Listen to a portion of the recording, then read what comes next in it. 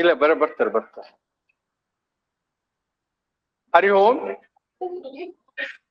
ಎಲ್ಲರಿಗೂ ಈ ದಿನದ ಕಾರ್ಯಕ್ರಮಕ್ಕೆ ಸ್ವಾಗತ ಸುಸ್ವಾಗತ. ನಮ್ಮ ಈ ದಿನದ ಈ ಕಾರ್ಯಕ್ರಮ ವಿಶೇಷವಾದಂತಹ ಒಂದು ಕಾರ್ಯಕ್ರಮ. ಈ ಕಾರ್ಯಕ್ರಮದಲ್ಲಿ ನಮ್ಮ ಇದೇ ಯೋಗ ಸೆಂಟರ್ನ ವಿದ್ಯಾರ್ಥಿ ಆಗಿದ್ದಂತಹ ಸಂತೋಷ್ ಅವರಿಗೆ ಒಂದು ಆತ್ಮೀಯ ಅಭಿನಂದನಾ ಸಮಾರಂಭವನ್ನು ಏರ್ಪಡಿಸಿಕೊಂಡಿದ್ದೇವೆ.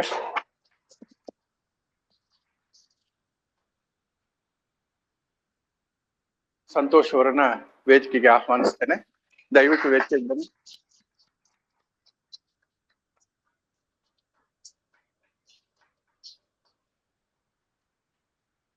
ನಮ್ಮ ಬೆಂಗಳೂರು ಜಿಲ್ಲೆಯ ಪ್ರಭಾರಿಗಳಾದಂತಹ ಬೆಂಗಳೂರು ಉತ್ತರ ಜಿಲ್ಲೆಯ ಪ್ರಭಾರಿಗಳಾದಂತಹ ರಘುಪ್ರಸಾದ್ ಜಿ ಅವರನ್ನ ನಾನು ವೇದಿಕೆಗೆ ಮಾತಾಡ್ತೀನಿ.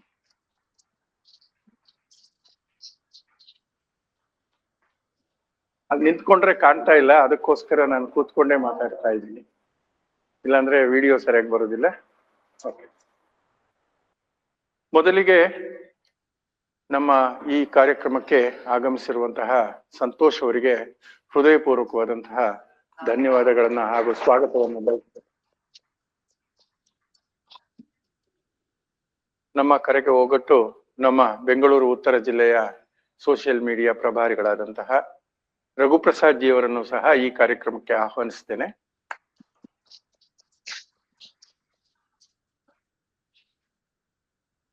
ಈ ಕಾರ್ಯಕ್ರಮಕ್ಕೆ ಮುಖ್ಯವಾಗಿ ನಮ್ಮ ಆತ್ಮೀಯ ಸ್ನೇಹಿತರಾದಂತಹ ಜಗದೀಶ್ ಹಂಡೆ ಅವರು ಬಂದಿದ್ದಾರೆ, ಅವರಿಗೂ ಆಹ್ವಾನ ಮತ್ತು ಸ್ವಾಗತ. ವಿಜಯ್ ಕುಮಾರ್ ಬಂದಿದ್ದಾರೆ, ಅವರಿಗೂ ಸ್ವಾಗತ. ಹಾಗೇನೆ ನಿಮ್ಮ ಎಲ್ಲರಿಗೂ ಸಹ ಹೃದಯಪೂರ್ವಕವಾದಂತಹ ಸ್ವಾಗತವನ್ನು ಬಯಸುತ್ತಾ ಈ ದಿನದ ಕಾರ್ಯಕ್ರಮವನ್ನ ಪ್ರಾರಂಭ ಮಾಡೋಣ. ಮೊದಲಿಗೆ ನಮ್ಮ ಆರಾಧ್ಯ ದೈವವಾದಂತಹ ಗಣೇಶನಿಗೆ ಪುಷ್ಪಾರ್ಚನೆ ಮತ್ತು ದೀಪ ಪ್ರಜ್ವಲನೆಯನ್ನ ಮಾಡೋಣ. ಬನ್ನಿ, ಎಲ್ರು ನಿಂತ್ಕೊಳ್ಳಿ, ರೆಡಿ ಮಾಡ್ಕೊಳ್ಳಿ ಮ್ಯಾಥ್ಮೆಟಿಕ್ಸ್.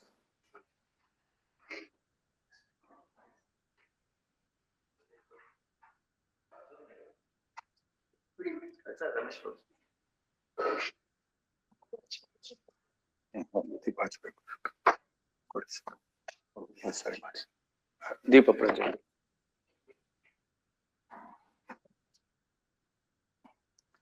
असतो मा सद्गमय तमसो मा ज्योतिर्गमय मृत्योर्मा अमृतंगमय।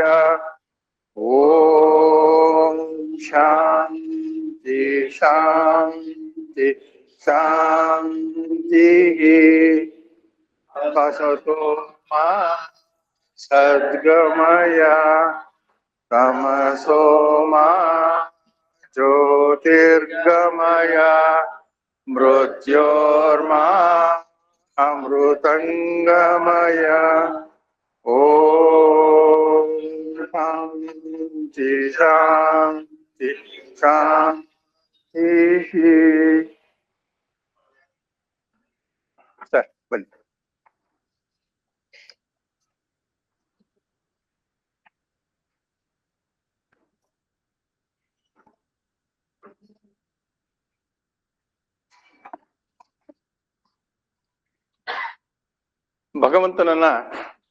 ಭಗವಂತನ ಆಶೀರ್ವಾದವನ್ನು ಬೇಡ್ಕೊಳ್ತಾ ಈ ಒಂದು ಕಾರ್ಯಕ್ರಮದಲ್ಲಿ ಆಗಮಿಸಿರುವಂತಹ ಎಲ್ಲರಿಗೂ ಶುಭವಾಗ್ಲಿ ಅಂತ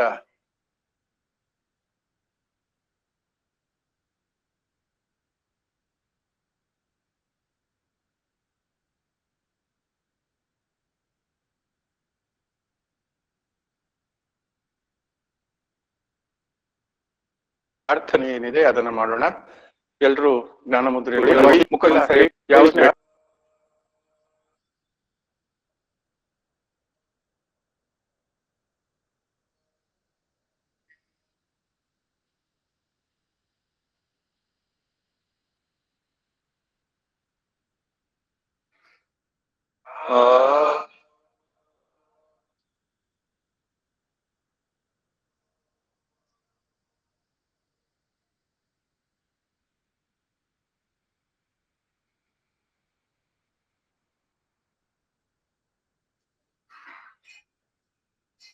ಓಂ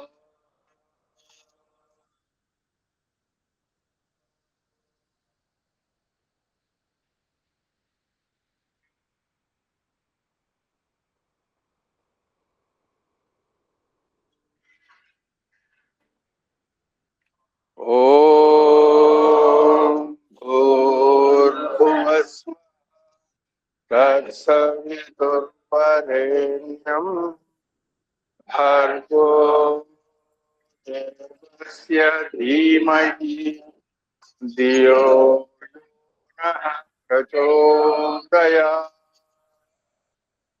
ಓಂ ತ್ರಯಂಬಕಂ ಯಜಾಮಹೇ पुष्टिवर्धनम् उर्वारुकमिव बन्धनात् मृत्योर्मुक्षीयमामृतात्. ॐ भवतु सहनस्तु सह वीर्यम्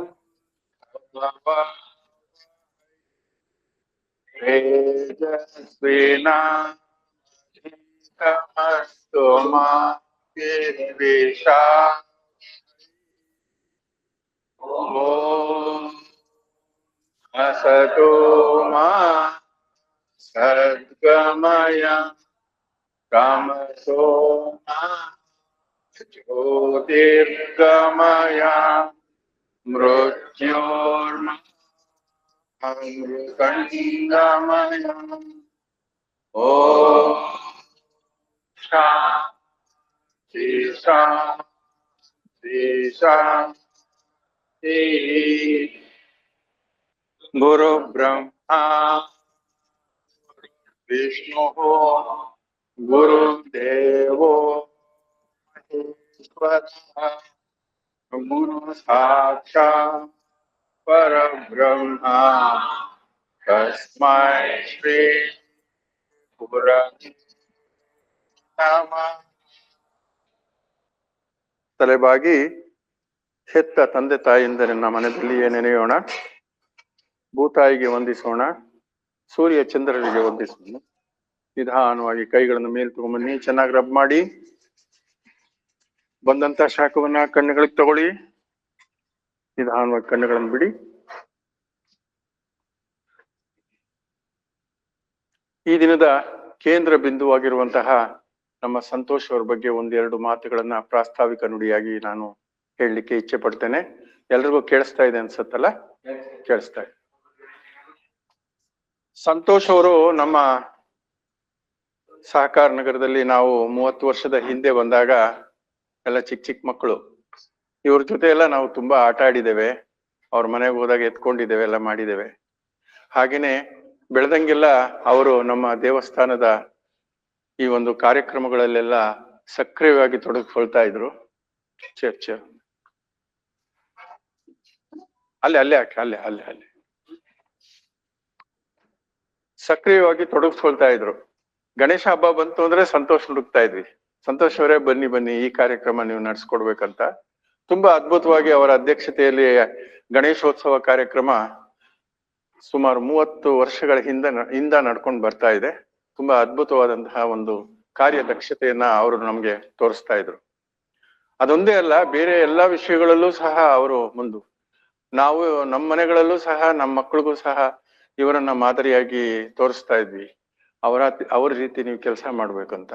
ವೆರಿ ಹಾರ್ಡ್ ವರ್ಕರ್, ತುಂಬಾ ಹಾರ್ಡ್ ವರ್ಕರ್. ಹಾಗೆ ಸ್ನೇಹ ಜೀವಿ. ಅವ್ರು ಬೇಕಾದ್ರೆ ಸ್ನೇಹಿತರು ಅಂದ್ರೆ ಪ್ರಾಣ ಕೊಡ್ಲಿಕ್ಕೆ ಅಥವಾ ಏನ್ ಬೇಕಾದ್ರೂ ಸಹಾಯ ಮಾಡ್ಲಿಕ್ಕೆ ಅವ್ರು ರೆಡಿ ಇರ್ತಾರೆ. ಅಂತಹ ಒಂದು ಸ್ನೇಹ ಜೀವಿ. ಇವರ ಒಡನಾಟ ನನಗೆ ತುಂಬಾ ಇದೆ, ಬಹಳಷ್ಟು ಇದೆ. ಯಾಕೆಂದ್ರೆ ಗಣೇಶೋತ್ಸವ ಮಾಡುವಾಗ ನಮ್ಮ ಆತ್ಮೀಯ ಸ್ನೇಹಿತರಾದಂತಹ ದೇವರಾಜಪ್ಪನವರು ನನಗೆ ಈ ಯುವಕ ಸಂಘದ ಅಧ್ಯಕ್ಷ ಅಂತ ಮಾಡಿದ್ರು. ಇವ್ರನ್ನೆಲ್ಲ ನಾವು ಕಂಟ್ರೋಲ್ ಮಾಡೋದು, ಅವ್ರ ಜೊತೆ ನಾವು ಕಾರ್ಯಕ್ರಮವನ್ನ ರೂಪಿಸ್ಕೊಳ್ಳೋದು ಎಲ್ಲ ಮಾಡ್ತಾ ಇದ್ವಿ. ಈಗ್ಲೂ ಮಾಡ್ತಾ ಇದೀವಿ. 71 ವರ್ಷ ಆದ್ರೂ ಸಹ ನಾನು ಯುವಕ ಸಂಘದ ಅಧ್ಯಕ್ಷ ಸಹಕಾರ. ಇದೊಂದು ಪ್ರೌಡ್ ಫೀಲಿಂಗ್ ಆಗುತ್ತೆ ನನಗೆ. ಯಾಕೆಂದ್ರೆ ಆ ಮಕ್ಕಳ ಜೊತೆ ಎಲ್ಲ ಒಡನಾಟ ಆಗೋದು, ಯಂಗ್ಸ್ಟರ್ಸ್ ಜೊತೆ ಒಡನಾಟ ಆಗೋದೆಲ್ಲ ನನಗೆ ತುಂಬಾ ಸಂತೋಷ ತರುತ್ತೆ. ಇನ್ನ ಮುಖ್ಯವಾಗಿ ನಾವು ಹೇಳ್ಬೇಕಂದ್ರೆ ಇವರು ನಮ್ಮ ಈ ಕೇಂದ್ರದ ವಿದ್ಯಾರ್ಥಿ. ಒಂದ್ಸಾರಿ ನಾನು ಇವ್ರ ಜೊತೆ ಮೀಟ್ ಆದಾಗ ಡ್ರೈವಿಂಗ್ ಮಾಡ್ತಾ ಇರುವಾಗ ನನ್ಗೆ ಈ ಕಡೆ ನೋವು ಬರುತ್ತೆ ಅಂತ ಹೇಳ್ತಾ ಇದ್ರು. ನಾ ಹೇಳ್ದೆ ಅದು ತುಂಬಾ ಜಾಸ್ತಿ ಇದ್ ಮಾಡ್ತೀರಾ, ಹಾಗೆ ಸ್ಟ್ರೈನ್ ತಗೋತೀರಾ, ಆ ಡ್ರೈವ್ ಮಾಡುವಾಗೆಲ್ಲ ಮಾತಾಡೋದು ಅದೆಲ್ಲ ಮಾಡ್ತಾ ಇರ್ತೀರಾ, ಹಾಗಾಗಿ ನಿಮ್ಗೆ ಆಗ್ತಾ ಇದೆ. ಸ್ವಲ್ಪ ದಿವಸ ನಮ್ಮ ಕೇಂದ್ರಕ್ಕೆ ಬನ್ನಿ, ಇಲ್ಲಿ ಯೋಗಾಭ್ಯಾಸವನ್ನ ಮಾಡಿ ಎಲ್ಲ ಸರಿಯಾಗತ್ತೆ ಅಂತ ಹೇಳಿದೆ. ಬಂದ್ರು. ಸುಮಾರು ಒಂದ್ 2-2.5 ವರ್ಷಗಳ ಕಾಲ ನಮ್ಮ ಜೊತೆ ಇದ್ರು. ಅದು ಕೊರೋನಾ ಪೀರಿಯಡ್ಗಿಂತ ಮುಂಚೆ ಅಂತ ಕಾಣುತ್ತೆ ಅಲ್ವಾ ಸಂತೋಷ್? ಕೊರೋನಾ ಪೀರಿಯಡ್ಗಿಂತ ಮುಂಚೆ ನಮ್ ಜೊತೆ ಇದ್ರು. ಅದು ಬಂದ್ಮೇಲೆ ಒಂದು 6 ತಿಂಗಳಲ್ಲಿ 3-4 ತಿಂಗಳಲ್ಲಿ ಆ ಪ್ರಾಬ್ಲಮ್ ಕಡಿಮೆ ಆಯ್ತು. ಅವ್ರಿಗೆ ಏನ್ ಅನ್ನಿಸ್ತೋ ಗೊತ್ತಿಲ್ಲ, ಇನ್ನು ಹೆಚ್ಚಿನ ಸಾಧನೆ ಮಾಡ್ಬೇಕು ಅಂತ ಉದ್ದೇಶದಿಂದ ಅವರು ಅವ್ರ ಮುಂದೆ ಹೇಳ್ತಾರೆ ಯಾಕೆ ಈ ಒಂದು ಯೋಗದಿಂದ ಬೇರೆ ಕಡೆಗೆ ಶಿಫ್ಟ್ ಆದ್ರು.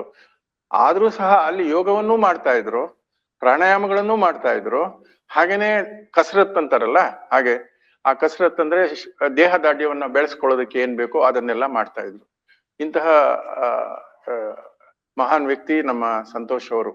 ಅವರು ನಿಮ್ಗೆಲ್ರಿಗೂ ಗೊತ್ತಿದೆ, ನಮ್ಮ ಈ ಒಂದು ರಾಜ್ಯಕ್ಕೆ ದೇಶಕ್ಕೆ ಕೀರ್ತಿ ತಗೊಂಡು ಬಂದಿದ್ದಾರೆ.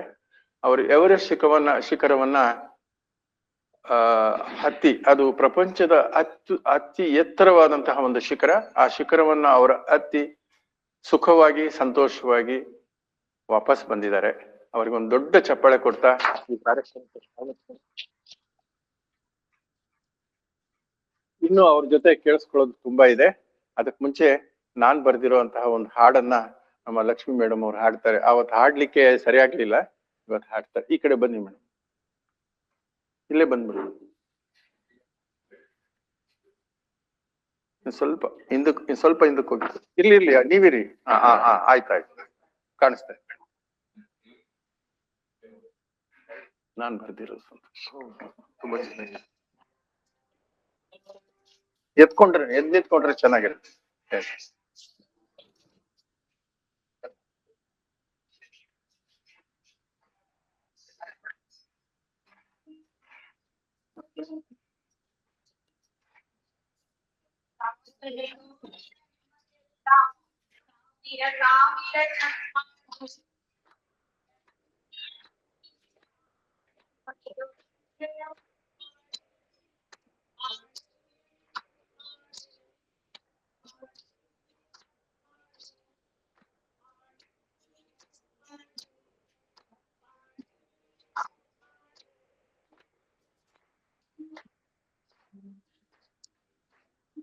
ಮೇಡಮ್, ಎವರೆಸ್ಟ್ ಏರಿದ ಭಾರತೀಯನಿಗೆ ಚಪ್ಪಾಳೆ ಚಪ್ಪಾಳೆ, ಕನ್ನಡ ಡಿಂಡಿಮ ಬಾರಿಸಿದ ಸಂತೋಷ್ ನಿಮಗಿದು ಚಪ್ಪಾಳೆ. ದೇಶದ ಹೆಮ್ಮೆಯ ಪುತ್ರನಿಗೆ ನಮ್ಮೆದೆಯಾಳದ ಚಪ್ಪಾಳೆ.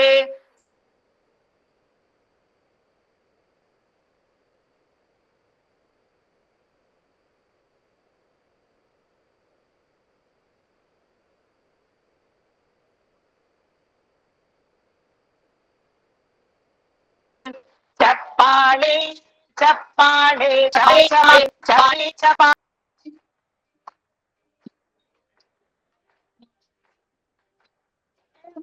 ಹತ್ತಿದ ಅಕ್ಕನಿಗೆ ನಮ್ಮಯ ಪ್ರೀತಿಯ ಚಪ್ಪಾಳೆ. ಡಾಕ್ಟರ್ ಪ್ರೊಫೆಸರ್ ಚಿನ್ಮಯಿಗೆ ನಿಮಗಿದು ಗೌರವ ಚಪ್ಪಾಳೆ. ದೇಶದ ಹೆಮ್ಮೆಯ ಪುತ್ರಿಗೆ ನಮ್ಮೆದೆಯಾಳದ ಚಪ್ಪಾಳೆ. ತುಮಕೂರಿನ ವೀರ ವನಿತೆಗೆ ಅಂತರಾಳದ ಚಪ್ಪಾಳೆ. ಚಪ್ಪಾಳೆ ಚಪ್ಪಾಳೆ ಚಪ್ಪಾಳೆ ಚಪ್ಪಾಳೆ ಚಪ್ಪಾಳೆ ಚಪ್ಪಾಳೆ ಚಪ್ಪಾಳೆ ಚಪ್ಪಾಳೆ.